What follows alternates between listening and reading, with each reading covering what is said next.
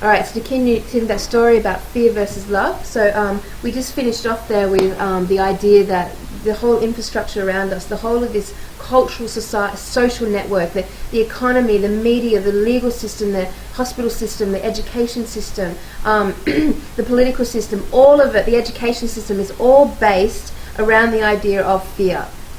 And it's all there to generate this idea that you, as a human entity, as a god, do not have the capabilities or the power to step into what you love and expand yourself. And that you have no self-sufficiency, that it teaches you that you're reliant on external sources for validification, for truth, for justification, for anything that you feel that you need. In life. It's a setup, and wars are based on this. You look at any one of those wars, and it's based on the generation of insecurity amongst people. That can be physical or mental. A war on terror. Like who really uses violence to combat violence? Peace for peace. How does that make any sense? Don't create war for peace. It doesn't work. It doesn't even fundamentally work. It can only be done because people feel afraid, and they're like, what happens if this building is blown up or that building is blown up? Does that mean you can go into a country and obliterate their entire social structure? Well, it's ridiculous. It's just you've got to think about it for 1 minute, and it doesn't make any sense. But of course people don't think about it because they just turn on the news and the media, and they expect them for this god television to tell them the truth of what's actually going on, and that's enough for them before they put on their soapies. The TV is like the biggest brainwashing mechanism ever invented. We have given over so happily and easily all our power, so much of our power, to watching fucking television and all this shit that gets broadcast. And thinking about the mindless content of what's on TV. Oh my God. Not even interacting with your own world outside. I know, the people who come home every day and actually have their whole week's TV planned out for them. Like, they come home to watch TV. And that's very limited idea. To watch someone else's life. I know, someone else's made up life. And when they're not watching someone else's made up life, they're watching the news, which is the same thing. Which is the most biased program on television. Well, because everyone who runs the news is part of the reptilian agenda, which is all based on fear. That's why when you turn on the news, you don't get information about the good things that are happening in the world. You never see the amazing things that are happening in the world. You just see the fear-based. Like, very interesting example, we were watching a documentary the other night, and it was talking about Bosnia, of all places. And, like, for example, we didn't know this, but before the Bosnia War, about 3 years before, a group of children started receiving telepathic and communication from what they thought was the Virgin Mother.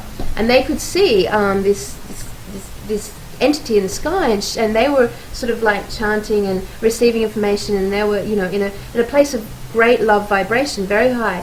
And over the course of the 3 years, over something like 18 million people, pilgrimages travelled to Bosnia to connect with this spirit source. And then overnight, Bosnia was bombed. Now, no one knows why why did Bosnia get bombed? No one had even heard of Bosnia until it got bombed. Suddenly it was like the thing that needed to get bombed. And it did. And this is part of us never hearing the whole story of the truth behind why things are happening politically. Most wars are played out by the same side, playing both sides. I mean, really, you look at Russia at the moment, and it's all about the Supsa Baku pipeline that gives the West access to oil without going through Iran or Russia. So it's manipulated. It's absolutely manipulated. War is a manipulation of social climate and consciousness so that they can make more money. Well, it's not. Well, it's about a variety of things, but they're always. Most wars, or all wars, are a manipulated event. For sure. Which is really interesting. So, just to bring us up to scratch with the fact that we're talking about fear versus love. So, currently we're sitting in a world that's based on, which has been created to not only allow us, not only encourage, no, wrong word, not only force us into a place of fear, but also to generate, through the generations that keep moving up and up and up and up and up, more and more and more and more fear. So we're so disconnected and limited by the idea of the other, of something else. That something else could alien exist. to us. Yeah, which is this connection with source, this connection with love. Now, the best thing about the human being is that we actually are God. Tell them they're God. You're God. Yeah, all right. So, like, we're God, right? Which means that no matter how fucked up it gets out there, no matter how much manipulation is going on, we're still going to experience moments of godliness because it is our inherent nature. Now, when we experience moments of godliness, they comes out in moments of joy, in moments of love, Moments of bliss and happiness and glee and just that surrender to a purity of emotion. Yeah, and you can feel it, It's right? uplifting. It's a physical Yeah, experience. it's Like uplifting. you get goosebumps, or you just get moved. You watch something, you go to see a movie, and you watch something, and it's created in you, and And a it moves you, reaction. respond to it. You know, Yeah. it's not hard to know what it is. Yeah. All right. Yeah. So we still have the capacity to feel these things. Now we're moving into a place where that's not going to be the case. This is what 2012 is leading up to, right? Where we're actually single-handedly going to hand over our entire power to the reptilian agenda. And when we do this, and we're going to do this in the form of a few political moves on their behalf, but when we ultimately do this and we no longer have our freedom to create and survive and to advance and move forward, then we're going to really cease to exist as a human experience. And that's all to do with the shift in 212 and where we're heading and why we're heading there in just one aspect of it. But we can do something about this now.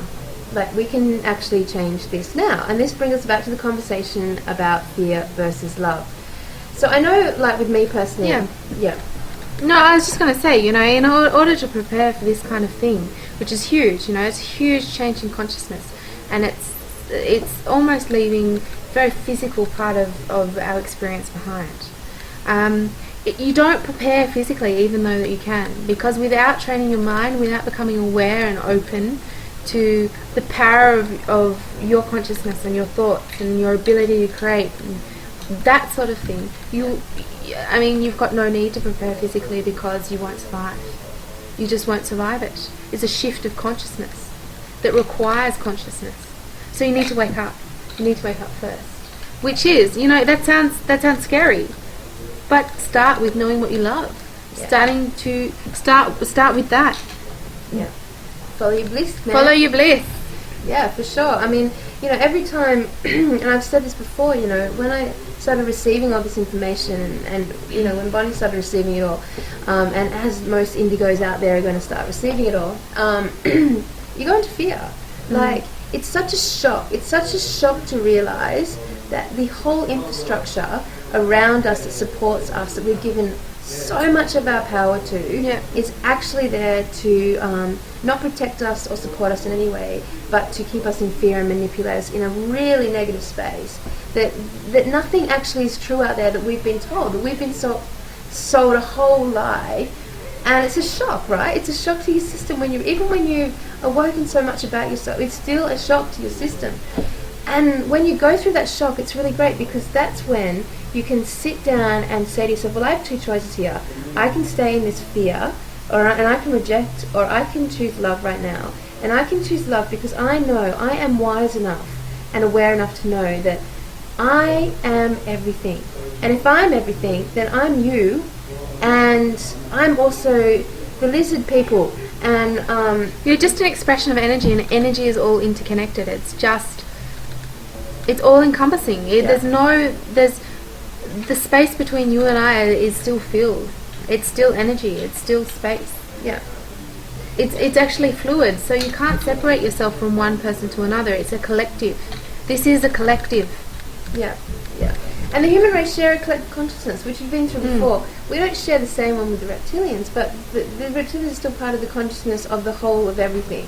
And so therefore we're connected. So you can choose time and time again to love reptilians, to love George Bush, to love what you hate, and it will set you free. Basically, yeah. Love what you hate. Seriously, love what you hate. Yeah. Because if you hate it, you're in fear again. And if you're in fear, you're giving it power. Yeah. Take back that power. Yeah. Love what you hate. Yeah. And focus on what what brings you bliss, what brings you joy. I mean, like, Gandhi just had it so right on that level, didn't he? He was all advocating peace for peace, love for Peace love, for peace. and he never fought for a single thing his whole life.